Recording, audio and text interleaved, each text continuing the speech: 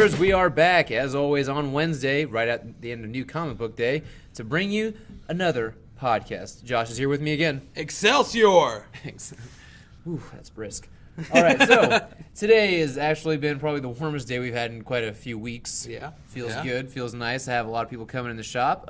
Makes your California blood kind of like dude, almost at home, right? It's tickling that California Yeah, tingle, yeah. But today was the first day of this week, which I'm celebrating the 1-year anniversary of being open at Comic Relief here in Richmond. So, very good day here at the shop. I saw a lot of familiar faces, some new faces, but did really well. Happy with it. Yeah. Yeah. As you saw, you took quite the advantage of... I did take quite the advantage of you. Yeah, Josh I mean, I got what I wanted. Yeah, he rode me hard. Yeah, I did. Yeah. But no, I mean, I have all sorts of deals and sales going on all week, and depending on whoever's got a pull list, how much they've spent, I track their sales, and if they spent a certain amount of money, they fall into a different tier that offer different sales. And of course, it's not just for the people who have pull lists, but for everybody. So there are also just deals going on all week for any and all to come and take advantage of. But today was a really good day. I'm hoping the rest of the week pans out the same way. Yeah, I think it will. Every time you have sales, people come out here. They do, especially when I advertise them, a little bit in advance, the way I have been with this one. Yeah, and you got a really good sale going on. I mean, really good. Why don't you tell some of the folks at home some of the sales that you are able to partake in? Well, because I spend majority of my money at your shop, and I'm your friend, so that's the weird part about it. I got 50% off of action figures. Yep. And I got 50% off on my new comic books, especially the pulls for today, which a lot of good books. And I got back issues for about 50 cents. 50 cents a piece. 50 cents a piece. And then you got 60% off 3 graphic novels. What did you grab? I got the Green Arrow, Volume 1, Volume 2, Volume 3. The only reason why you have the sound of hesitation is because I hate to admit when Jake is right. Because he been trying, ever since he opened up the shop and I met him, he's pushed Green Arrow on me. And then one day I finally was like, you know what? I'll just give it a try. And then... Do you regret it? Oh, I don't regret a second of it. I love it. It's definitely one of the best runs going on right now. Yeah, and you read Volume 1 of Hal Jordan, The Green Lantern Corps. How'd you feel about that? I loved it. Guy Gardner. I never in my life ever wanted to be Guy Gardner. The suit was always ridiculous. The haircut was always ridiculous. That bowl cut's bad. Oh, yeah. And then, man... Bad motherfucker, ass right yes. there, yeah. Like, every man should want to be him. Yeah. Dude, absolutely. Like, he almost became a contender for my favorite with Hal Jordan, but Hal's always my dude. So. Yeah. I mean, he is the first ever Earth Green Lantern. Space Sector 2814. I think that's right. Yeah. Man, you're so nerdy. Dude, Green Lantern. You're such a geek. That is my shit. All right, anyways, guys. What we're talking about today is all of the 2018 Marvel Studios film and TV releases, but we're mainly focusing on the Netflix stuff. We're not going to get into really like the new Warriors TV or Cloak and Dagger, Agents of S.H.I.E.L.D., that kind of shit. Mostly just the stuff that seems to be more in keeping with the overall MCU. And Agents of S.H.I.E.L.D., let's be honest, that thing has not ever really been good, but it's been just shit. Yeah. So, let's just go down in order release date. The first thing coming up is February 16th, 2018. Black Panther. Black Panther. Yeah, we talked about it last week, but we talked more about the impact the movie might have. But we might as well just speculate and talk about the things we're excited about, things we expect to see. I'll let you take it. Well, I mean, I can't remember exactly what I said last week, but I mean, I'm definitely excited about the cast, the crew, everything about this movie so far. To me, is speaking greatness. Even the music. I mean, I like Kendrick Lamar, no matter how white I am. Yeah, I'm not that humble. No. But the whole thing just looks great. The suits do look good. I'm worried about the suits at times from some stuff I've seen. Yeah, like we said like last time with the open eyes and the mesh part in the mouth. That doesn't jive with me too well, but I don't think it's going to be the majority. Yeah, but the thing is that trailer, when we see that trailer, when I first saw it, it's great. I was like, I'm excited. I am pumped for this movie. And the one thing, we were talking a lot about PC stuff last week. And one thing is, we were talking about some stuff, and I'm afraid that some people might speculate that we have certain beliefs. Oh, sure. But one thing that really makes us it's not like that we believe that these characters, there shouldn't be more black characters and stuff like that. But Black Panther is a perfect example of how it should be done, though. Right, absolutely. Yeah, because even today, and with the movie coming out and everything, I mean, you got little kids of all races wanting to be Black Panther. Yeah, I mean, hell, when you were here, dude, some white guy and his 6-year-old white kid came in, and they got nothing but Black Panther merchandise. Is awesome. That is awesome. Absolutely. Black Panther's finally getting the cred that he should be getting, that he deserved for a long time. I think you would be horribly mistaken to think that the only fans of Black Panther are people who are black. Yeah, I love Black Panther. I mean, I don't read his stuff religiously, but dude, every time he enters an ensemble title in the Avengers, the Illuminati, whatever it may be, I always love him showing up, dude, because he always adds such an interesting element. He adds this. He's kind of a wild card Gambit character where you know who he is and what he's about, but you don't always know what he's gonna do. He's mysterious. He's very mysterious, and I like him. And I will say that he also has a feeling of being very noble. Absolutely, but I feel like he also is not afraid to go down some dark alleys and do some like Black Ops kind of shit when he has to. You know what I mean? Yeah, of course. We in the Secret Wars tie-in the Secret Wars event they did a few years ago, dude just straight up fucked Namor and just killed him. That's not something. Not literally. He didn't literally. Well, yeah. Fuck him. No, he didn't take his Panther dick up, but But no, I read. Is that a racist term? Panther dick? Did you just come up with a racist term? A racist term.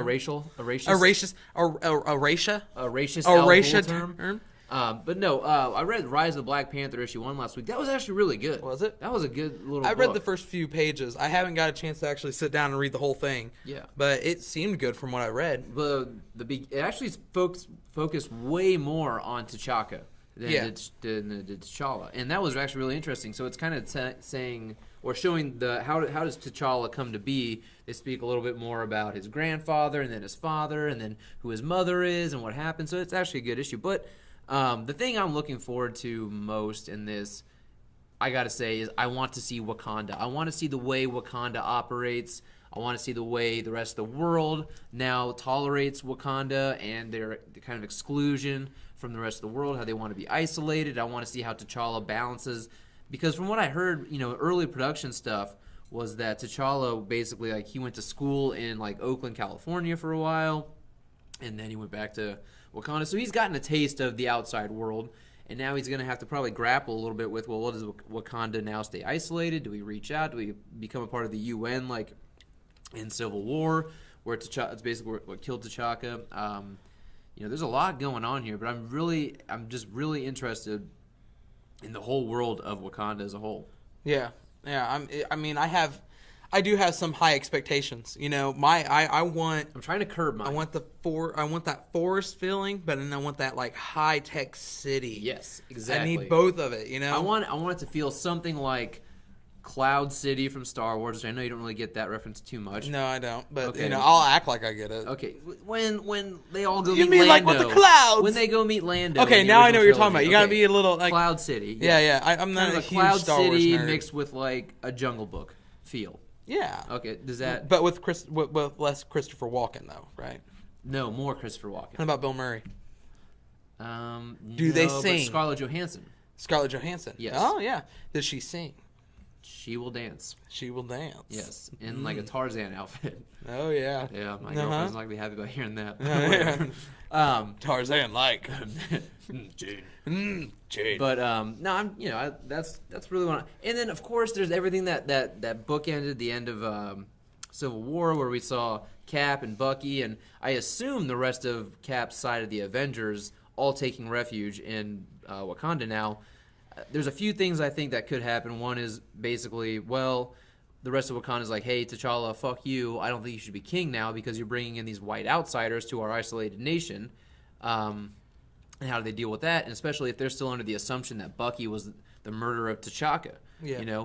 And then are we actually going to see, I have to assume we're going to see a little bit of them. At least a cameo of some sort. See, I was going to ask, that was my question I was going to ask you was, how much Winter Soldier do you think that we'll see? I don't want a lot at all. No, I want a glimpse, but I don't need a whole lot of Winter Soldier It would just in help it. to fit it into the overall MCU timeline to know that, okay, Bucky's here, Cap is here. I do know this takes place post-Civil War, and how does the way that ended affect this movie a little bit? But I don't want that to be the focus, but a little attention to it, not a lot. Hell, even if it's a post-credit stinger or at the end, I'm fine with it. But it also speaks to I'm not getting my expectations up for things like that, and as a whole, because I've learned that I'm enjoying these movies more and more if I go in with very limited knowledge. Oh yeah. And that's the same with me. Like that's the one thing that sucks when I do okay. That's the one thing that sucks that when we do these podcasts, sometimes I got to refresh myself because I used to work at the theater for about 7 years, and my job was to know this shit. And fuck, ever since I've left, the one thing I do is like I love not knowing. Yeah. It makes the movie so much better when I don't have a clue what potentially could be happening. Yeah, I used to be all about finding out everything I can. Every little nugget that dropped of information. I wanted to soak it up. I wanted to know the spoilers, and I slowly started to move away from that once the whole Mandarin twist was spoiled before I saw Iron Man 3. Yeah. Because I really wanted to know, I really would have liked to have known how I would have truly felt about that, having not known going in and seeing it just happen, not knowing it was going to happen. So, because of that, I've been staying away from trailers more and more. I've only ever seen the one Black Panther trailer. I haven't watched anything else. I haven't listened to the Kendrick Lamar song that they've released, apparently a portion of. Why can't you listen to the Kendrick Lamar song? I just don't want to. It's not like in the middle of he just goes, like Black Panther dies, Winter Soldier lives. It's like, he's not gonna spoil the movie for you in his song. No, but the thing is, I don't want to watch the movie. Then the song comes on, and I think about, I've already heard this song. I want to just hear it organically the way it's meant to be in the film. Okay. That's all. That's the only reason. I get it. All right. Yeah, so I'm just staying away from all of it. I see concept art and stuff dropped and promotional material, which is just stills. That's fine. I don't care. That doesn't spoil much for me. Other than again, not so sure how I feel about the Killmonger being basically a Black Panther suit with some gold trimmings instead. Right. But then I also don't know how I feel about it's either blue or purple. I mean, correct me, but it looks more like a purple. I know you're colorblind. It's more of a purple. Yeah, the glowing stuff on the suit. We'll see how it's explained in the movie, but personally, and I know it was in the Ta-Nehisi Coates run that they did, where his suit's a lot more mechanical and mechanical, and stuff like that. So it's more akin to maybe Iron Man's Extremis armor, which I think even in the Ta-Nehisi Coates run, he had a giant Hulkbuster version of the Black Panther armor. Yeah, in the first or second issue. But I aesthetically, I don't know how I feel about it. I'll see how it works with it in the movie. Yeah, I agree. I think it's probably going to be some kind of high-tech armor.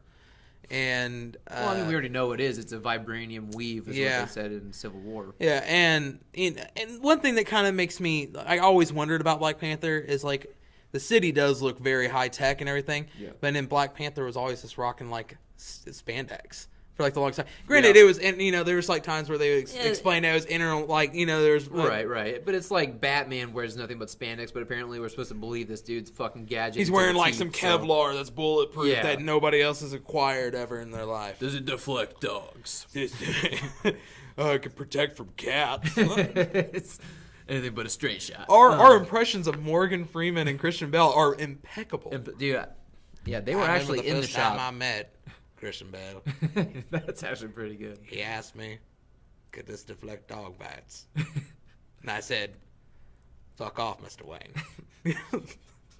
That's not bad. I can't lie. But, no, so what's really cool to see here, though, is Black Panther is its pre-sales are actually out tracking Captain America Civil War, which we know was a $1 billion film. Yeah. So I'm really curious to see what Black Panther ends up doing at the box office its opening weekend. And, of course, we're going to see the drop from opening weekend to second weekend. It always happens. But the thing is, looking at Black Panther, there's really nothing opening around it. No, there's nothing. What was it? The only thing that we saw that might have any kind of impact, which opens before Black Panther, I think, is the 50 Shades. Yeah, the 50 Shades movie opens up a week before, and that will die down. Well, the last one was met with such, it did not make the money that it wanted to make. Critically, it was just it was panned. I don't know how well this movie is expecting to do. I mean, the only thing that you would have to really watch out for is Valentine's Day.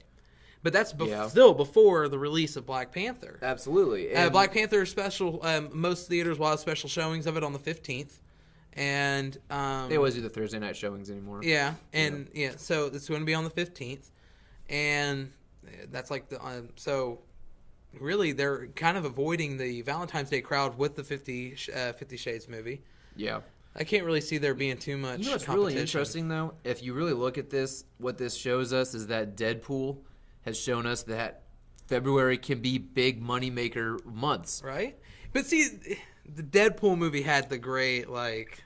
Great marketing and everything. It was, it was they amazing, even used the whole fact that it is on that, that weekend and everything. But to me, what this says, and this speaks to as in a larger scale, is that these movies, whether they're from Marvel Studios, Sony, Fox, Warner Brothers, whatever, they're looking at each other for their successes and failures. So everyone's learning from each other. It's not like anyone's laughing at the failure of another, which even though I do laugh at the failure of Justice League, I'm not going to lie. But you laugh at the failure of everybody. Don't lie. But the thing is, it's like, okay, Feige and company their ears perked up a bit, and we're like, oh, look, Deadpool was a record-shattering film in February. When the fuck did we think that was a lucrative month? And then 2 years later, here we are getting Black Panther, and it's poised to maybe outsell in pre-sale tickets Captain America Civil War, which was a May release film, which has always been like a big... Yeah. The first week of May is always like your big blockbuster movies in the past. I don't know, since Spider-Man 1 came out. That was an early May release. Yeah, it is. And the one thing I was really shocked about was the kind of movies, because we're going to talk more than just Black Panther. I know we spent a lot of time while talking about Black Panther.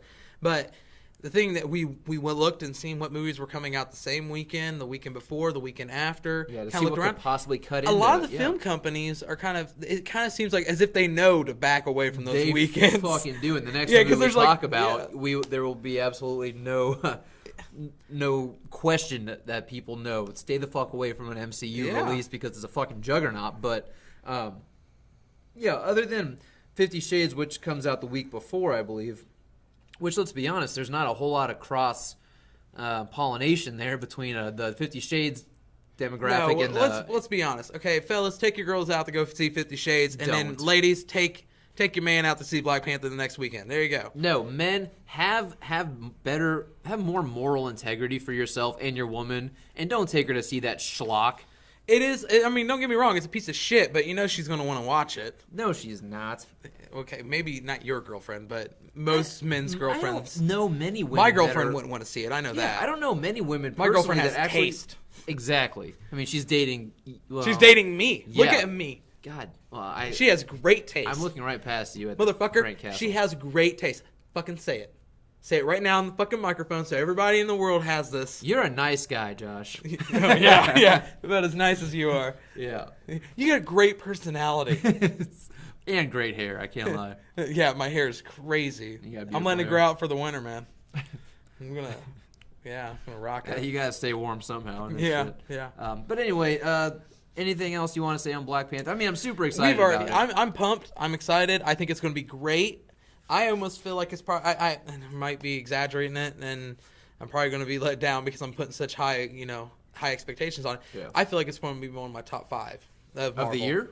Of the Marvel movies. Oh wow, that's. I know I'm making a big call on it, but I think it's going to be one of my top 5s. I really do. That's a tall order. Okay. I know. I really enjoy the cast, and I really enjoy the people working on it. Mm-hmm. From what I've seen so far, I love the feel. The only thing that can kill. I mean, I have to watch it though to find out. So, yeah, absolutely. I don't think this movie's ever in it by any stretch of the imagination will fail. I'm really looking forward to it as well. I don't know it'll crack my top 5 because my top 5 is like just a revolving door. I never know at what day what's in my top 5. I will tell you what I know are is in the top though. It's the first Avengers, Winter Soldier, Iron Man 1, and Civil War. I know those 4 are always in the top 5. See, mine would be Winter Soldier, and then Civil War, and then the first Avengers. No Iron Man 1? Not in the top 3. Well, okay. Well, I said top 4. I did my top 4. But okay. Those are the 4 that always stay there. Guardians.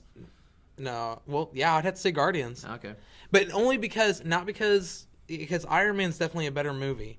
Iron Man is definitely a better movie. But Guardians, it's because I went into that movie just already hating it because I didn't like the Guardians of the Galaxy characters. I didn't like any of the characters that they were doing. I was not excited about the movie. The only reason why I even watched the movie is because Chris Pratt was in it. Okay. And then I watched it, and then I liked it, and I watched it 4 times that weekend. Wow.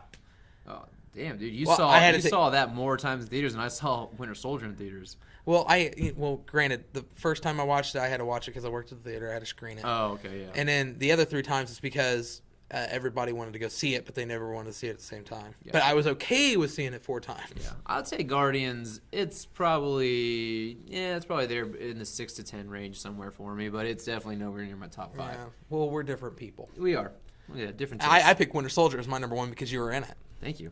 Well, Yeah. I mean, for a glimpse, because my girlfriend has good taste. You have really nice hair, and you're nice. Thank you. You're so nice. I know. I am a nice guy. Yeah. Ever since I met you, I was just like, you're been so freaking nice. If I had Professor X's telepathic abilities right now, finish. I just know there's so much shit talking happening in your head right now. Just a little bit. Yeah, well, yeah. But anyway, let's move on. Black Panther. We're both really excited. Okay. Oh, real quick. Projection for opening weekend box office. What do you think? Oh man, I'm never good at this. Ballpark it. I'm gonna say about 90 mil. Oh shit, that's low. Okay, 100 mil. I don't know. I'm going. What are you going? Be a going little with? more optimistic, and I even think that this is maybe even more on the conservative side. But I'd say it's probably looking at. I'd say it's probably easily 125. 125. 125 million. Okay. I think I don't know because I haven't really looked at a whole lot of stuff. I'm just going by the fact that it's outpacing Captain America's pre-sales, and that was $1 billion film. Yeah, it was $1 billion film. I don't know. We'll see what We'll have happens, to but see. I'm gonna go about 125. Okay, we're just going opening box office, right? Opening weekend, yeah. Opening weekend? Yeah. If I had to estimate it's worldwide, I wouldn't even know. But I would say I'm gonna say 90 to 100. Okay. I know it's kind of low, but it is February, Yeah. and I'm just. I think Deadpool, its I opening think- weekend was under 100 million. I just have a funny feeling the movie's going to hit hard, and then it's going to go down a little bit, and then word of mouth is going to go around, and it's going to start I think slowly word of going mouth back is up. going to blow this movie up. Oh yeah, I think it's going to be a movie that makes a lot of money in a long period. Okay, of so time. here's my here's where I think it'll hit in the worldwide box office. I guarantee it crosses 820 million worldwide. Oh yeah, I think worldwide it's gonna do great. no question about it. It'll hit over 820 million worldwide. Oh yeah, And I hope it outdoes Wonder Woman. I really do. If it deserves it, which I believe it will. It should. I mean, it's already has a following, a very popular following. Yeah. And everything about it. I mean, like, even if you're not a huge Marvel movie fan, which then that's just fucking weird as fuck. Like, it's drawing people to the movie just with the cast.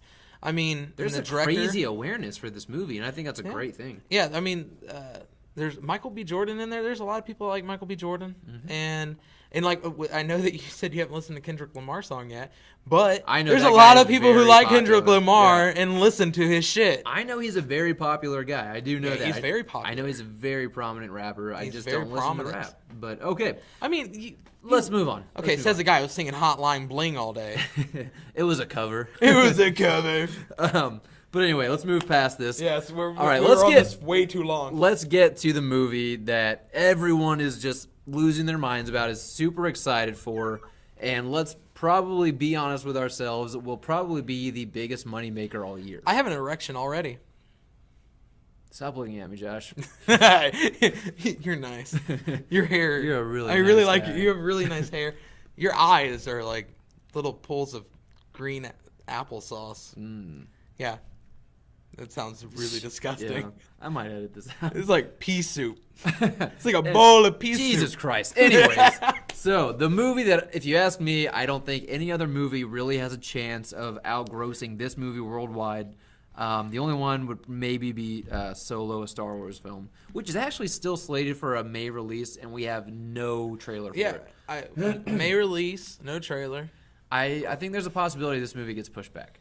But anyway. What, the Han Solo movie? Yeah. Because also, it's Disney owns both. They're not going to compete with each other's sales. I think it'd be the dumb thing to do. But anyway, Infinity War. Avengers Infinity War comes out May 4th, 2018. This movie has just all kinds of hype. Oh, yeah. And if you think about it, this is actually pretty much to the fucking day 10 years since the release of Iron Man 1. So everything since Iron Man 1 has been building to this. This is a decade in the making. Don't you just love how they use May the 4th? May the 4th be with you. May the 4th be with you. Yeah. It will be this year, and it's not going to be a Star Wars themed day at all. No, it's not. No. No. But, okay, so this movie, obviously, everybody's returning. This is the biggest superhero cast of any comic book movie to date, and it's the Russo brothers, the directors of Winter Soldier and Civil War. Yeah. I think this is, well, I think Avengers 4 they're also directing, but like they're kind of filming back to back. But like this is, I think, their last foray into the comic book world with Marvel, as far as we know.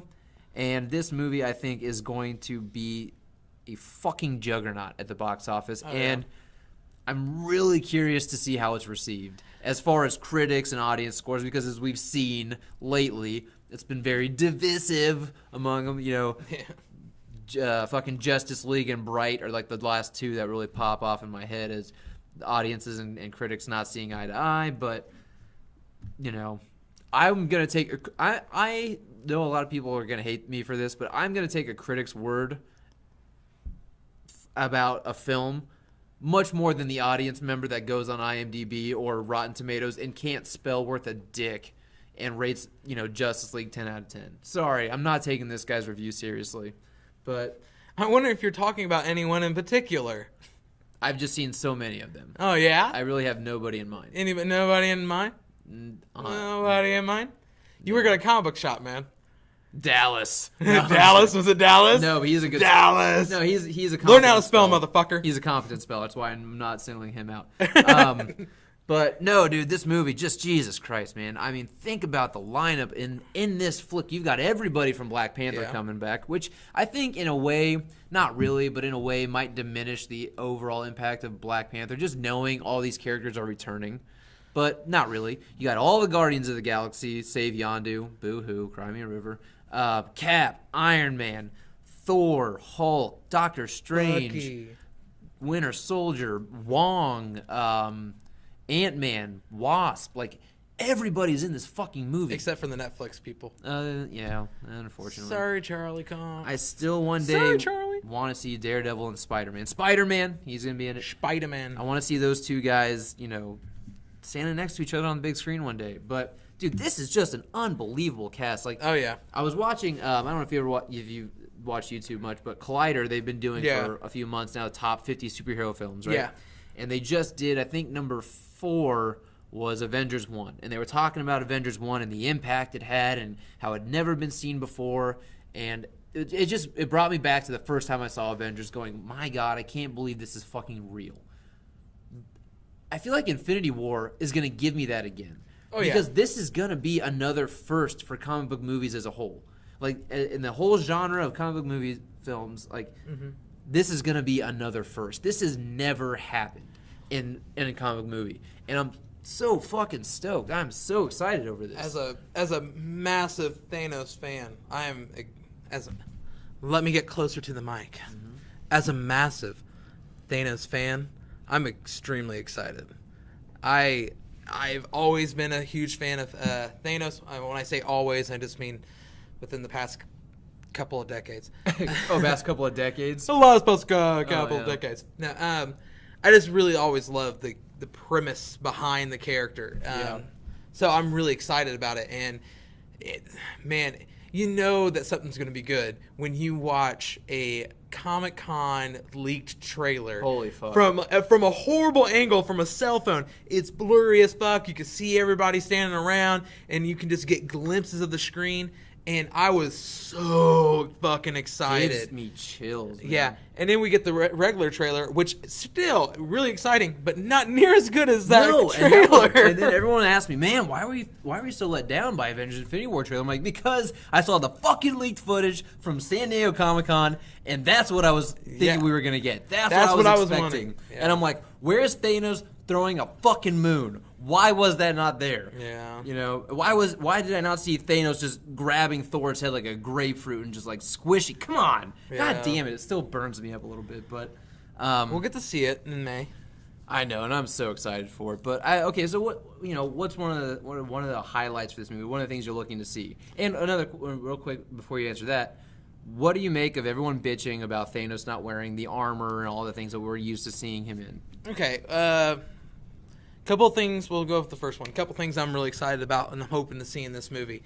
Thanos, obviously. I was just sitting here just talking that up. Yeah. I have a boner probably for Thanos and Jessica Jones. Those are my two comic book crushes, I guess. Yeah, okay. With how much I talked about Jessica Jones last week. Yeah, that was really weird. If we could edit that out, that would be great. But we probably won't. We'll keep edit this out. So yeah, we're not going to edit. We're just going to post talking. it. Sorry, guys, I'm weird. And then the other thing is another thing that I've loved in the Marvel comic books, and a lot of people think it's kind of weird, I guess.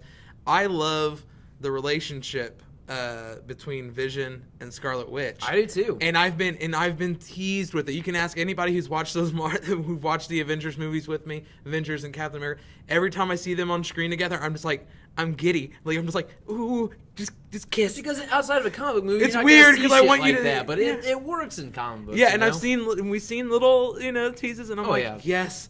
Yes, I need this. I need them to be a thing. Okay, so then let's go to the trailer. Them. Go to the trailer. Yeah. We see two things in Vision. One, obviously, Corvus Glaive's staff seems to be taking that stone out of his head, but then we see Vision again in like skin color but he still had the little light. But it didn't look like he was protruding out. So it's almost like, and everyone's like, oh, Vision's gonna die. I mean, it's very possible. But I don't think that Vision dies without the Infinity Stone because he is AI consciousness. You can always transfer that consciousness into another android body. Will live forever. Yeah, so I don't think that he dies. It's possible. I'm not saying he doesn't die. It's very possible, but I don't think that it's a sure bet. Yeah. But that's one thing I'm really excited about. Yeah. There's a lot of theories that me and you both were talking about. Mm-hmm. That was more Avengers 4, and we'll get to that after we kind of. Yeah, we'll get to that later. But but for the most part, yeah, it would be the Thanos and the Scarlet Witch and Vision. It looks like we're going to get a little bit more into their relationship and their bond together that we see in the comic books. Yeah, I mean, there's miniseries, everything based on that. What do you think about the armor? Yes. Okay, I'm not okay. The thing is just we see a glimpse. We see a tiny little glimpse of Thanos in this trailer. I mean, not like a tiny little, but we see just a little bit out of a movie that they have announced. They announced. I was about to It's bring that about up 2 hours and 30 minutes. They haven't announced a runtime for it. Okay. I have to believe this movie is minimum 2.5 hours, though. Yeah. I mean, most Marvel, Black Panther's about 2 hours long. Yeah. So I believe it's going to be about 2 hours long. So we're looking at like little tiny seconds. Honestly, of maybe a whole 20 seconds movie. of footage of Thanos, yeah. And you can't tell me that dude's going to be wearing the armor and that helmet all the fucking time. Like, it's not like he showers and fucks death with that shit on. Yeah. Like, he takes it off every once in a great while. We've seen plenty of comics where Let the he's dude not be in comfortable, the armor. okay? And that's not to say we won't see him in the armor, but I've seen a lot of people bitching about this, and I really feel like they're grasping at straws at that point. If you don't see Thanos in the armor in the footage, maybe they're saving that glorious moment and reveal for the movie. Yeah, once he has the Infinity Gauntlet, then maybe he finally puts all that stuff back on and he kicks ass. Yeah. I don't know. You know what I thought was really interesting, though? I read a quote from the Russo brothers, is one of them saying that you could actually argue that Infinity War is Thanos' movie, not the Avengers movie. It's Thanos' movie, and the Avengers are dealing with it. Okay, it's official. Boner is gone. I just came all over my pants. All right, and we'll be right back for him while he changes his pants. I gotta clean myself off. All right, you sick fuck. Go on a commercial break. Dude, one of the things I'm excited to see is what we don't see Cap and Iron Man share a screen. I'm excited to see when these guys reunite again, put their differences aside from Civil War. Because you know me, Cap and Iron Man are my two guys. Yeah. And when they get along, when they fight, that is some of the best, makes for some of the best comic movie moments for me. So I want to see when these guys inevitably have to come together, put their Civil War differences aside and say, yeah, we got a bigger threat right now. we'll deal with this later. That, you know what, I didn't think about that, but that is also a really good point, because one thing I loved about Civil War when I watched it was at the end, you just like go, how is this bond ever going to be fixed? Yeah. Like, how is it ever going to be fixed? Like, you legitimately, like, it will never be the same between the two of them. No, I mean, that's a Never. bell that cannot be unrung, man. Yeah. And that just, like, even just talking about it right now is giving me chills. Like, I'm curious on how they're going to fix that bond. And I mean, it's going to have to be because they're going to have to get over their differences, but... Yeah. And I really do think that if you have to kill anybody in this movie, it's got to be Cap. See, I'm going to say Tony. I don't think you kill Tony in this. I don't think you kill Tony. I think what you do is you kill Tony. He comes back as AI, like Jarvis, but he also finds out that he's adopted, and then I think that makes for a perfect movie. Wow, dude, you took trolling to a whole new. I know. You're such a cocksucker, man. No, all right. I'm double fisting this shit, man. Like this. Oh, adopted. AI, and then we'll get Riri. Oh, dude, I want to say some shit to you right now that would just not even be okay for the internet. So I'm gonna save it. But I think the reason you kill Cap is because I don't think the Avengers rally behind Tony's death and take out Thanos as much as they would rally behind the death of Cap. I think Tony has too many things he's done that he still needs to atone for. Cap has a pretty clear, spotless record, depending on how you feel about Civil War. But everybody has Cap's respect. Everybody knows Cap does the right thing, and he does what he knows is right. Tony is a little bit morally gray. That's why they don't rally behind Tony. They will rally behind Cap. And if Cap goes up to Thanos the way we've seen in Infinity War or the Infinity Gauntlet book, yeah, knowing he can't win, still walks his tired, beaten to hell ass up to Thanos. Everyone watches this happen. Good panels. Everyone's strewn out, just fucked up. And they're all watching Cap get up, last vestiges of energy he's got, walks over to Thanos, knowing he's going to die, but basically says, the kind of way he did in, Age of Ultron, if you die, brush yourself off and get back up, or something like that. I can do this all day. Yeah, something like that. What, are you getting sleepy? It says something like that to Thanos. Bam, Thanos takes his ass out. All the Avengers are pissed. And Cap earns a fucking glorious death. Sometimes I just want to punch you in your perfect little teeth. Sorry. That was a quote. If you didn't catch it. I'm too vain. You're like, yeah, I do have perfect white teeth. But no, I think if you want to have a death that has impact, then that's the way you go. But we'll talk more about, after we talked about this movie, about Avengers 4, because obviously we know Chris Evans is shooting material for Avengers 4. Yeah. But anything else that we need to talk about as far as story goes? Because, oh my God, there's just so much fucking shit in this movie. I don't even know where I can start to speculate. How do the Guardians come to Earth? Do they come to Earth? Where do they meet Thor? Why is he on their windshield? Isn't that already been told? Like, I mean, not told, but we've already seen them on Earth. No, the Guardians we don't. Yeah, in Spider-Man Homecoming, at the end. The fuck are you talking about? Spider-Man Homecoming. Yeah. In the end, when Peter Parker goes to the Avengers headquarters, the new one. Yeah. All right. He is following Tony. Tony, yeah. And then you see the Milano, the silhouette of the Milano fly away, and Happy sits there and goes, "You don't see stuff like that every day." Why the fuck don't I remember this? Dude, go home, watch it. I'm telling you. It looks like I don't know for a fact. fact. I've seen that movie. But it looks like the Milano. I don't think so. I think it's a Quinjet. Motherfucker, I'll look it up right now. No, we'll look it up later. We'll look it up later, and then I want you to get back on here and tell everybody I'm right. I'll do that next week. I'll do that next week. I would have just assumed it was a Quinjet, but okay, yeah, I'll have to look that up. I mean, it could be the Quinjet. I don't know. You don't really see a good visual of it, but they do take note to show you that there's no way, because the Guardians are still up. In space, and we know that Homecoming takes place pre-Infinity War. It could be a Quinjet. I don't know, man. I don't know that.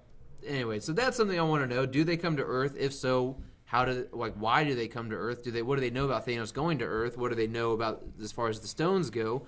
Thanos has to acquire some of these stones. How does Loki fit into all this? We see him with the Tesseract. Spider-Man, we get to see some spider sense. We see that portal thing. Doctor Strange, how does he factor into this? Obviously, the Eye of Agamotto is an Infinity Stone. Why is Tony there? Why is Ruffalo or Hulk there? What are they looking at in the street? You know, the suit that Tony's wearing looks kind of weird. I can't imagine that's just a fashion sense thing. I don't know. There's so much shit in this fucking movie. My thing is, I think Guardians come to Earth because they're the only people that's going to be able to warn them about Thanos. Nobody else knows about Thanos. And I do know that Star-Lord, Iron Man, and Spider-Man all share a scene together at some point because I've seen them all on set together with pictures and shit. So Yeah. it has to happen. But there are people out there who think that, Guardians don't come to Earth until Avengers 4, which is entirely possible. But I feel like that picture and all that behind-the-scenes stuff was taken way too long ago to be Avengers 4. But anyway, there's just so much shit around this movie that I cannot wait. And I honestly can't even really speculate on because there's just so much. And I'm almost afraid, not afraid, but nervous at how do you tackle this many characters? I mean, it's just mind-boggling. You sound like me when the first Avengers was coming out. Like that was the same way exactly I felt. how I felt when the first Avengers came out. Yeah, I was like, how are they going to be able to do this? Yeah. There's too much going on. But dude, take the cast of the Avengers and fucking quadruple it. Yeah. How do you do that? The thing is one thing I tell most people because they always freak out when certain movies come out. I remember when Ant-Man was coming out, people were like, this movie's going to bomb. This movie's going to be horrible. I never thought it's going to be a horrible movie. And one thing I've told most people is, besides Guardians of the Galaxy 2, even then it wasn't a bad movie. It's not a bad movie. I just don't like it. Yeah, but I learned... It's kind of a bad movie. I learned to just... Even if I feel like it's going to do bad, it's going to... I trust Marvel. They have not done me wrong. Don't doubt Marvel. I'll never count them out until they make a truly horrible film. Yeah. But I don't think Avengers Infinity War is where they finally trip up and fall. I just don't think that's where it happens. But okay, so... After all that, I mean, again, nothing is opening around Infinity War. Every studio has gotten the fuck out of the way and make way because we don't need to lose money trying to compete with something that's been 10 years in the fucking making. So let Marvel have their parade. Let them throw them, their own fireworks and shit, and we'll come in a few weeks later. This movie is going to have incredible legs. I guarantee I see this movie 3 times. Oh, I think I will too. I know I will because so much is going to happen. There's going to be this movie is going to have to at least be 2.5 hours, and so much is going to happen. You're going to need repeat viewings. Yeah, that's with me with comic book movies. I always find that the second time around, I enjoy it more. Or you just catch things that you didn't the first time, which makes you enjoy it more. What happens with me is the first time I watch it, I'm so focused on trying to find all the little tiny things. The nuggets. Yeah, and then I go back the second time, actually being able to sit back and enjoy it because I already know. I am the opposite. I go back. I go in my first time and I go, I'm going to watch this movie as objectively as I do every other movie. And then at some point during the movie, I get swept up in this whole overall spectacle. I lose my objective eye and I'm fanboying the fuck out. Okay, and that happened in Doctor Strange. First time I saw Doctor Strange, I went, okay, all right, I'm watching this. Car crash. Okay, bam, he goes to whatever that place is, Kamartaj. He goes to Kamartaj, and then I just lose my shit, and I completely forget to analyze this film, and I'm just along for the ride. That was the second first time I go in, and I'm like, all right, I'm going to analyze the film, I'm going to pick apart the little things, and find out, what really works, what doesn't quite work.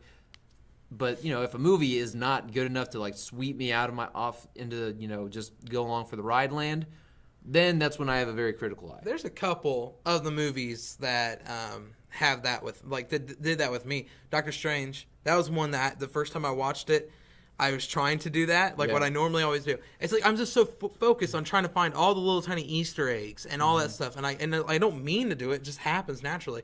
But Doctor Strange was one where I start doing it, I'm trying to do it and everything, and then I just have too much fun, and then I lose track of it. And on the flip side of that, Homecoming had so many Easter eggs in it for me that I actually lost track of the movie itself. Yeah. Because there was just so many little things and nods and mentions that I actually had to watch it again to fully get the movie.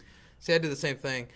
Mostly just because I was waiting for a little hint. Because I'm I knew Donald Glover's in it. And I'm like, where's Miles? Didn't even register with me. But okay, so... Well, I'm just like, I'm sitting here. No, that's fine. I was like, my thing. I honestly didn't even think about Donald Glover being in the movie when I went in to watch. It's like when I went to see The Last Jedi, I didn't even think about Captain Phasma when she showed up. You really don't like rap music, do you?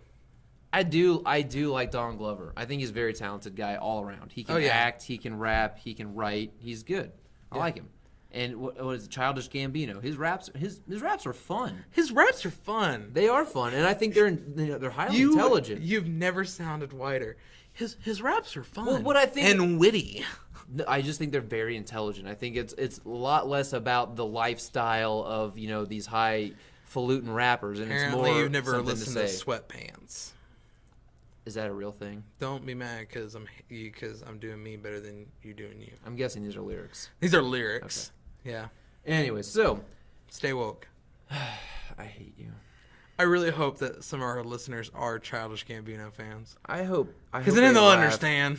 I hope they appreciate at how much I have to put up with your shit, and they're laughing at this. I'm super frustrated. You ask me to be here after hours all the time. And I regret it every time, and then I forget. But all right, opening weekend projections for Infinity War. All the monies. All the monies. All the monies. I think this is going to be the top grossing movie ever. Ever? Wow, dude, because Avatar did $2 billion. Okay, maybe not that much. Okay. No, I do. I think it's going to be one of the tops. I think it's going to. I think it's going to be one of the biggest movies ever. I not agree. Gonna lie. I agree. I think it's going to make. If you had to put a number on the opening weekend box office gross, to put it into perspective, the first Avengers made over $200 million its first weekend. I want to say it was actually closer to like 210, 215. Yeah, I think it's definitely going to beat that. I'm probably going to say. I'm not going to really say 3. Holy shit! I don't think any movies had that big of an opening weekend. I told you, I think big. Okay, so it's gonna burst the doors open its first weekend, but that means a huge drop off for weekend 2. Maybe. I would have to imagine. No, I'm not really like. You got to think. This was my job for 7 years. And when you ask me numbers, I'm like, I don't want to think about numbers and shit. I just want to enjoy it. Okay, well, I'm just asking for a prediction. So for me, I'm gonna project this thing. I think it's going to blow Avengers 1 out of the water. I don't know if it'll blow it out of the water because I don't think Avengers 2 actually did as much money as 1. Yeah, but that was because it didn't have the hype. This is what everything has been leading to. Right. No, I agree. I think that this movie does. I think it does more than Avengers 1 opening weekend. I think overall box office ends up doing more. But I can't say it's gonna leave the last one in the dust. I think this one sees about close to $230 million its opening weekend. That seems realistic. That really does. I think it's gonna do really, really good. Well, obviously. Okay, so then worldwide take home. What do you think it ends its box office run with? 1.2, 1.4, 1.5 billion. The first Avengers made like 1.5. I think Avengers 2 made like 1.2. So what do you think its overall box office is going to be by the time it leaves theaters? Man, that's tough. I don't know. I'm going to predict 1.7. Think 1.7? I think it makes about $1.7 billion. Because I know it's already getting $500,000 from just me. Well, see, I don't know. Because it could either go one of two ways. It could be that big, huge movie that everybody goes sees all like right there. And I don't know.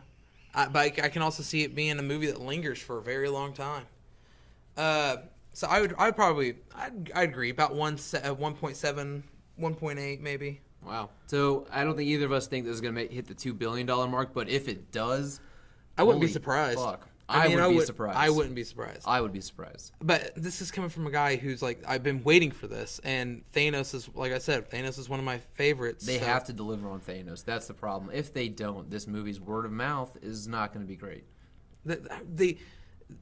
Like my whole point, like on this whole thing is like, people go see some of these Marvel movies only because they're waiting to see if there's going to give out a little nod for something that leads to what this is. So like me, okay? I didn't really give a shit about Thor 1, Thor 2, but I was hoping that I'd get a little tease on what was coming and hopefully a little tease onto what we are coming to. Right. and which is this. And so I feel like this has to be the big payoff. Yes. For having And seen I feel like- all of these movies. Yeah. Absolutely, yeah. And I feel like with that being said, I think that everybody who is a huge fan that came out and saw the first Avengers, it's going to do bigger numbers than any of the other movies, and it's definitely going to do bigger numbers than the first Avengers. And I think Avengers 2, we should not reference that one. It was a fun movie, and it was it was enough, good. It you was know, good. yeah.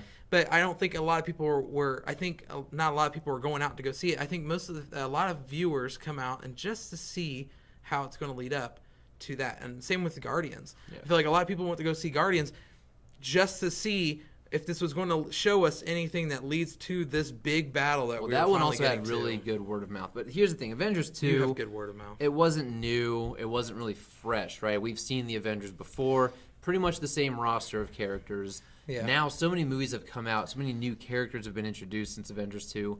This is another landmark in cinematic film history.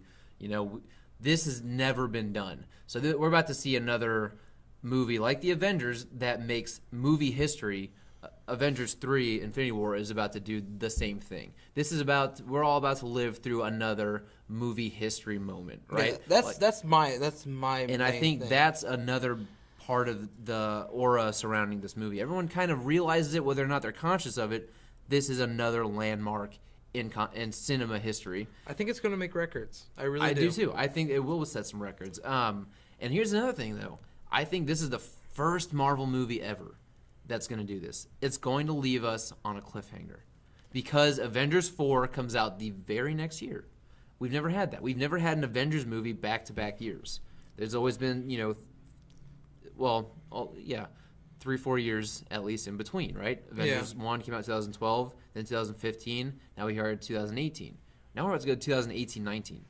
We're about to have an Avengers movie 2 years in a row. This movie, I'm almost certain will end on a cliffhanger, which could be the death of Captain America or the death of everybody or something. Infinity Stones are going to right all the wrongs. It's going to rewrite history, something.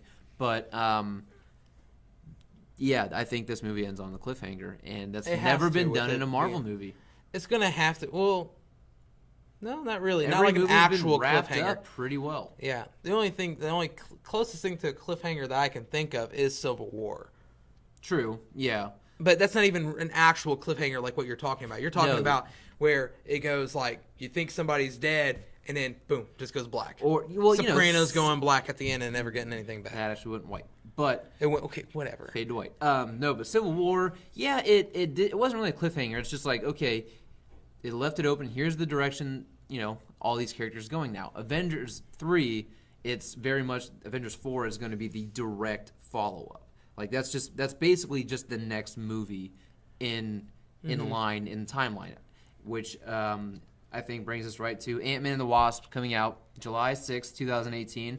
The only movie it really has to contend with that I think that might have any crossover as far as audience goes is The Purge. I think it's so funny that we go from like the biggest juggernaut movie To literally micro to the micro characters, tiny little thing. But Pun intended. I think Ant-Man and the Wasp ends up actually taking place outside of this timeline. I Not think so, outside, too. but not in sequence. It's not. I don't think these movies are released in chronological order as far as timeline goes. There's a whole idea. Well, there's a whole debate on whether on the release of the Phase 1 Marvel movies and which order they actually take place in. They don't take place in the order they were released. I don't think that Ant-Man and the Wasp actually takes place after Avengers 3. I could be wrong, but I don't think it does. Yeah, I don't think it does either. I don't know why they would, but I mean, there's so much that could happen in Infinity War that could make something lead over to Ant-Man and the Wasp.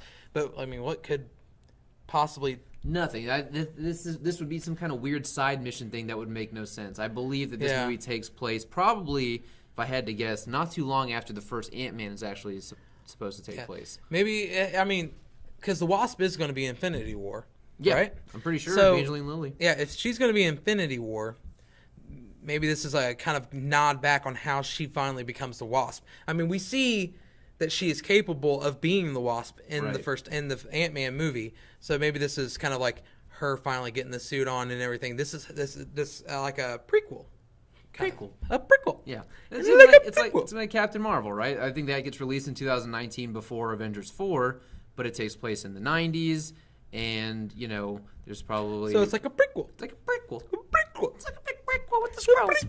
But no, Ant-Man and the Wasp. I think it. Keep hitting this table. Yeah, I know. I need to move this table. I know. We need to move this table because everybody's go. gonna hear the knocking. Yeah. Sorry, guys and ladies. Now I completely lost my train of thought. But we know that the Ghost is actually going to be the villain in this movie, at least one of the villains. Mm-hmm. We do know that Michelle Pfeiffer is actually playing Janet Van Dyne, the original Wasp, which good casting there if you ask me. I think if you've got she played a hell of a Catwoman, she's going to play a hell of a original Wasp. But the Ghost has been gender swapped, so now she's a female version of the Ghost. Doesn't bother me at all. The only thing is that I was always hoping for an Iron Man 4 where Ghost ends up being one of the villains. I always had this cool story in my head that maybe I can tell somebody someday. I always have a dream that there'll be an Iron Man movie where Tony Stark finds out he was adopted. Fuck off, man. I'm just going to keep trolling you on this. You just know where to hit below the belt. I know, man. I know. You know how much I hate that shit. Yeah, I know you do.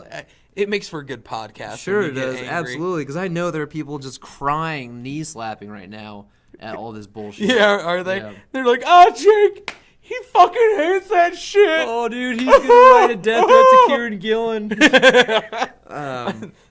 But there's not really a whole lot to say about this movie yet. It comes out July 6th. Not a whole lot of movies in the way. But we could talk about the original Ant-Man. I think. Now don't quote me on this. I can't remember its opening box office weekend, but I think it was in the realm of 60 million. Yeah, it was. It was about 60 million. Yeah, and I remember that, when it came out. Yeah, and I know Ant-Man ended up being a big surprise hit for a lot of people, right? Like they just didn't. I know a ton of people didn't go see it, but the people that did just really liked it a lot more than they thought they would, and me included. I actually really dug this movie. It's a great movie. It really is. It's a lot of fucking fun. I mean, I like it better than Thor 1, Thor 2. Yeah, I like it better than. I mean, it's. I think I actually like it a little bit more than Doctor Strange. At times I have more fun with it than I do with Doctor Strange. Yeah, but can't really beat the visuals in Doctor Strange. Oh, Again, no. There's another thing. How did the Russos do that in Infinity War? I don't getting know. off topic. I don't know. It's gonna be interesting because the one thing that Russo's brothers, like for me, I just like when I hear their names, the first thing I go is like Winter Soldier was so great, dude. And I don't see how like they a can Born do this. Identity type movie. Yeah, so.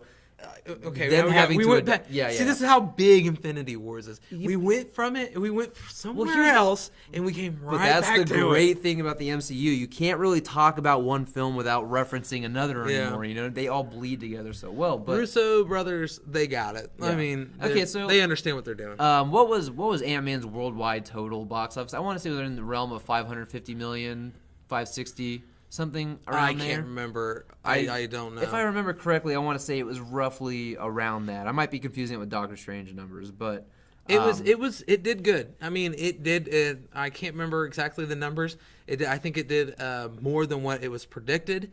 Especially with all the behind the scene things with Edgar Wright and stuff like I said, so. When it comes to numbers on how much movies make and everything, part of my job was to know the predictions and how much a movie would go over or under those predictions. And when I stopped having to do that, I really stopped having to do that. Yeah. But no, it overpredict. It performed well. Yeah. For the movie that it was. I remember I went to go see it. I'm a huge Marvel fanboy. I gotta watch the comic movies right when they come out usually. Right. And with that movie, I legitimately only went to go see it because Paul Rudd was in it. Really? Yeah. I always thought he was probably not the best cast. And honestly, I also wanted a Hank Pym led Ant-Man film, not a Scott Lang. But, I'm fine with what we got. I'm not like some die on this Hank Pym hill kind of guy. But it was one thing that I heard about Paul Rudd for the movie when he was playing it. Yeah. It was because the first thing I thought of was like, okay, great. We have another, smart-ass, funny guy playing a main big comic book character in the MCU. Another Tony Stark. Yeah, another Tony Stark, essentially. And then I heard that they had to readjust his suit because he built himself up so big that he wouldn't even fit in the suit with all the padding for muscle tone. And I was like, okay, I gotta see what Paul Rudd's doing because apparently he's got taking buff it or something for he's it, taking yeah. he's taking it serious. Yeah. So Which you don't expect from a guy like Paul Rudd. No, you don't. Which is funny. I've been watching Friends reruns, and he's a fluffy guy in that one. yeah, he is. So No, but yeah, it did good, and I think Ant-Man and the Wasp is probably going to do about the same. Maybe no, I think this it might- movie does significantly better than its predecessor. It could, especially because of its release date being July 6th. That's around the Right. July 4th weekend. It's always a big weekend for movies, and the only other big movie that comes out around that time is The Purge. On the 4th. I mean, granted, we still have plenty of time for them to add something else in there. But nothing big blockbuster-wise No big because it would have blockbuster-wise. already been announced at this Yeah. point, you know. But for the most part, from what I'm seeing, it doesn't really look like there's a whole lot of big movies that are coming out around that time period. I think which is crazy. I think a lot of people, a lot of studio execs and things have taken notice of Marvel films and were like, wait, when are they putting their movie out? Okay, move it 2 weeks away. Avoid it. I don't want to Yeah. lose money because this movie's coming out. We don't need to compete with this. Yeah, but as far as the story of Ant-Man and the Wasp, I think that's actually going to be in keeping with the first one as far as it's going to have a bit of a heist film feel to it. Because if you think about the character of the Ghost, right, it's this industrial sabotage spy kind of character. She'll go in and gather intel and things from big companies and for money, and she'll report back, and then but it's also going to have the strong familial ties that the first one did, right? We had Scott Lang trying to rekindle things with his daughter, be a good father, reform as an inmate. Which was funny because it also was a mirror image of Hank. Right, Yeah. and that was the kinship That was between kind of cool, them. yeah. And then Hank is, we're gonna find Janet, so he's gonna want to reconnect with Janet, and then of course Hope is gonna want to reconnect with her mom. She lost her at such a young age, so there's gonna be that really strong family feel to it. But I also think it's gonna be intertwined with that heist movie.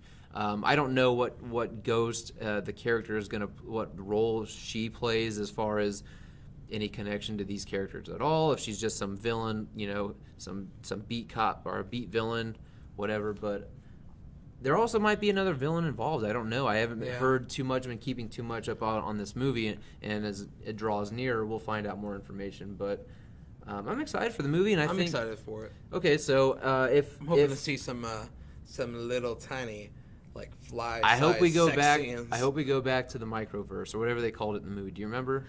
I think it was called Microverse. Was it the microverse? I hope we go back. Man, I want to have to go back. I'm going to go home and I'm going to watch Ant-Man again because it's been a long time since I watched it, and we're talking about it, and it's bothering me that I don't remember a lot of this stuff. Yeah. But at the same time, it's just man, I remember I enjoyed that movie so much, and I did really dig the suit.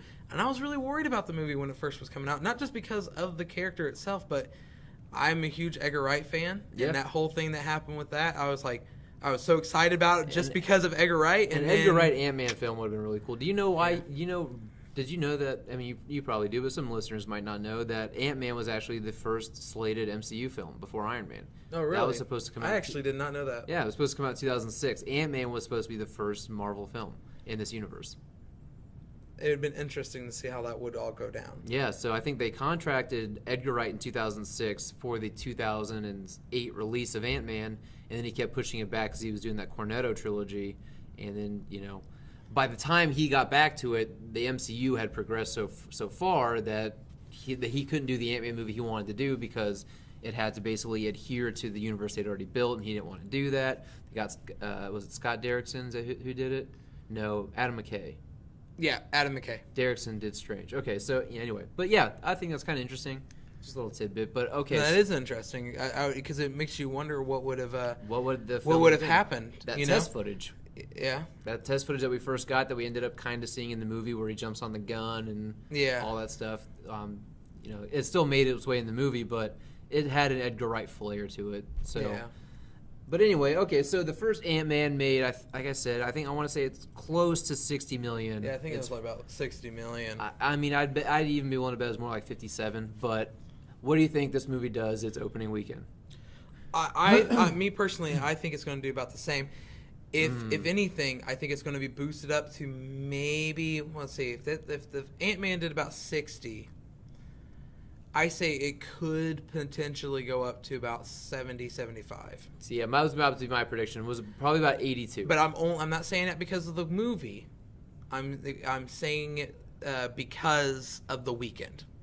I'm It's saying that time period. I'm saying it for a few reasons. One, Ant-Man is well regarded now in the MCU, right? The movie. Mm-hmm. Then we see him in Civil War, and he's got one of these standout moments of that entire standout battle, which is the Giant Man thing, right? I don't think you can really downplay the impact that the Giant Man scene had, because so many kids and people all around loved that. And then we're going to have him in Avengers Infinity War. And so after all that time, I think people are actually going to be really excited for the next Ant-Man movie. So I think that props it up to probably cross an $80 million opening movie weekend. Did you find out what it was? Yeah. You are really good with your numbers. Thank you. It made opening weekend 57. Fuck, I'm good. Okay. Yeah. How much do you think it made domestically? Domestically? All over, lifetime gross. Lifetime gross, domestic, I want to say 245. A little high, 180. Oh, wow, okay. Okay, now with that being said, I think it's Okay, with I think that its being said- worldwide gross was about 550-ish. 519. Damn, okay. 519. Not you, too far off. You, I don't know why. you know what? You got nice hair. I'm good with numbers. You good with numbers. Oh, we got ourselves a wise guy. You got yourself a wise guy. Hey, you think? Yeah. I'm wicked smart. But so I think this movie probably does about 82 million its opening weekend. I can see it doing 82. I'm still going to stick to a little bit lower than that. I say about 75. Okay, well that's fine. I think coming off the heels of Infinity War, I think so people are gonna be excited to see him. It's so far away, so it's hard for me to judge this because I need to see what happens with Infinity Wars. And there just hasn't been a whole lot of material. There is tons of behind the scenes. We've seen video clips of Paul Rudd in the new suit. Looks good too. It looks good. It looks up that really red. good. I like it. Yeah, it looks good. The new helmet looks good. The Wasp suit looks great. But other than that, I haven't really seen a whole lot to make me be able to say exactly how much it's going to make. I do believe it's going to make about the same. It's going to definitely hit about the same in number as the first one. But with that being that weekend, I do think it's going to hit over. And I can see it hitting 80, but I can see it also hitting about 75. Okay. Well, all right. So if that's our opening weekend, then worldwide total, I think this definitely by a good margin outperforms the first Ant-Man in its overall total. So he said it was what, 519? 519. Okay, I'd be willing to bet this movie hits 690. 690? I was going to say 7. mil. I was going to say 7. Yeah, I think it's going to be a movie that I think once again I've said it about all 3 of these movies. I think it's going to have a long burn. I just think it's gonna have the benefit of people know who this character is now, and they've seen him multiple times leading up, and I think there's just a fan base now for this character where there wasn't for the first one. Yeah. So, and then that's going to help it. Yeah. But you know what? The Ant-Man fan base though, it's not like it's really okay. Like when when the first movie came out, Marvel did a new Ant-Man storyline. Do you remember that storyline? Yeah, but I thought it was with Eric O'Grady. Was it with Scott Lang? It was with Scott Lang. Oh, okay. And the whole thing was him moving to California. Oh, okay. And he was trying to rekindle things with his daughter, Cassie.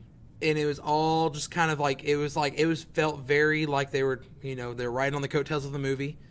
And they do this in the comics. Yeah. I mean, we talked about this we talked about it last so, week. Yeah. But here's the thing. That thing was canceled after only a few issues. It did not go that long because nobody was buying it. You know who was buying it? This guy. Oh, you, okay. Because I'm a You're fucking the idiot. One. Okay. I'm the one. Okay. Yeah. Anyway, so the one thing I want to touch on that I don't know if we really got time because we're running kind of long, but we got a few more things we want to talk about. We can just run through them real fast. Yeah, but the pictures we saw dropped today about the behind the scenes of Avengers 4. It's got Cap in his Avengers 1 costume, but Ant-Man's there. Yeah. Paul Rudd, Hulk is there, and Tony Stark is there. So now we know from earlier things that we saw a few months ago that they were filming looked like to be Avengers 1 reshoots, as in time travel stuff, because Tony Stark was in his Black Sabbath t-shirt. Loki was in his Avengers 1 garb. So was Thor. Now we're seeing the only person in his Avengers 1 garb is Cap. Right? And they've also got green like CGI dots all over all of them. All of them. Ant-Man, Hulk, Tony, Cap. They've all got... So I don't know what they're CGIing onto them with their suits and everything like that. But it seems to be Cap is the only one wearing his Avengers 1 uniform. And I don't know what to make of this. Obviously, I think we can all agree now there's going to be some element of time travel that leaves off the end of Avengers 3 and takes us into Avengers 4. But is it that Tony, Ant-Man, and Hulk all go back to the time of Avengers 1 and try and warn Cap about something? Or is Cap now displaced, and because of all of this time travel, now the events of Ant-Man have been affected, and that actually happened before Avengers 1, completely, affects what happened in Avengers 1. Maybe Loki actually wins and, gets the Tesseract to Thanos earlier. Who knows? But I'm just very curious about these visuals that we're getting from behind the scenes. Just think about this. What if you, Mr. Fudge, was correct? What if the cliffhanger of Infinity Wars is Cap dying? And they go in the past to go get Cap from Avengers 1 and bring him because to they help need him again because they for need some him. Reason. Okay, yeah, that's a possibility. I kind of like the idea that the events of Ant-Man were pushed back to the point of being before Avengers 1 and happening, and then that just has a ripple effect outward to the way the first Avengers ends up unfolding and rewrites the first Avengers movie to a degree. I think that sounds really interesting too, but what if they all do? Yeah, what if they go back in time and have to snatch Cap out of time? Killing Cap. Yep. With a big battle. So he does and die. And then as a cliffhanger, and they just he's bring dead, him back from a different time. And then they bring him back and, And this is a Cap. Oh, my God. This is a Cap that never went through Civil War. Yeah. This is a Cap that has This is how you fix their bond. Wow. And then there's something Tony has to hold on to in the back of his mind. Go, look, I've had this. Like legitimately have, have PTSD, not just about being in space, but now about that look in Cap's eyes when he shed that shield right down on that arc reactor. And what if Tony doesn't tell Cap about it, just the way Cap didn't tell Tony about his parents? Yeah. He's got that would make for interesting storytelling. Oh yeah, it would. And I mean, Russos are good at it. Dude, they are. Sorry, bros, if we just ruined your guys' story. But if we did, we want fucking credit. You heard it here first. Yeah, we want to see that shit early. Yeah. Anyway. Let's move on. So those are our movies, guys. We've got Black Panther February 16th, Avengers Infinity War May 4th, and then Ant-Man and the Wasp July 6th. This is just MCU films. Yeah. Next week, what we're going to do is we're going to tackle all the other comic movies that are coming out from Fox, Sony, and Warner Brothers. And if we're lucky, I don't know if any local residents have heard about this. Local residents? It's like all over the world, man. Yeah, it's a widespread story. But one of our own, James Eversole, was lucky enough to have his video go viral after his teeth were removed, and his wisdom teeth were taken out. His wisdom teeth, not all his teeth. Not all, yeah, he was, yeah, okay. So his wisdom teeth were removed. Video went viral. Ryan Reynolds invited him to the Deadpool 2 premiere, and James has actually been wanting to get on this podcast since before that happened, and I think the perfect time to bring him on would be to talk about Deadpool 2 a little bit, have a little interview with him, talk about Deadpool 2, and hopefully we can get him on here for next week. And due to an editing snafu on my part, the entire second half of this podcast was unfortunately deleted. Everything about the Marvel Netflix series coming out this year got deleted. And since I don't have Josh with me to sign off or say anything about it, I'm sorry. Hopefully we'll get to it next week when we have James on. But guys, as always, please like the video, share it if you think this was informative and you think anybody else would benefit from hearing about this. Obviously, comment what you think is going to happen in these Marvel movies this year. And as always, guys, subscribe to that. Hit that subscribe button, subscribe to the channel, and you'll never miss another video. Hit that bell button as well if you want to be notified. But that's all we've got for you guys today. Thank you so much for listening, and take care.